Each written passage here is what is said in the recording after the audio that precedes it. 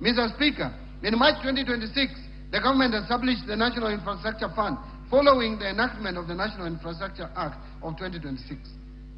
The NIF is an innovative mechanism for scaling up infrastructure development by mobilizing private capital and expertise to execute commercially viable infrastructure projects while reducing reliance on taxation and debt.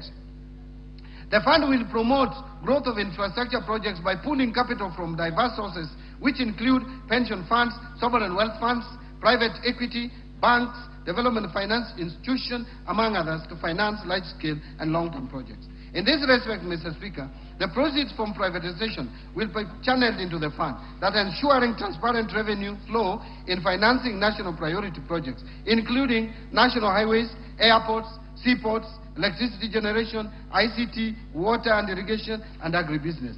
As a start, the proceeds from the March 2026 IPO of Kenya Pipeline Company of 106 billion Kenya shillings, as well as the expected 204 billion Kenya shillings from the partial divestiture of the government stake in Safaricom to Vodacom, will form the seed capital to the fund.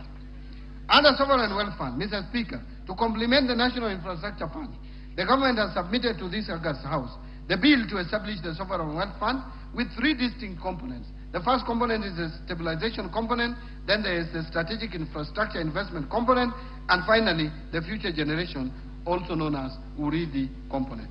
And this fund will bring into operation Article 201 of the Constitution on intergenerational equity by ensuring that natural resources wealth is invested productively and spread equitably to both current and future generations.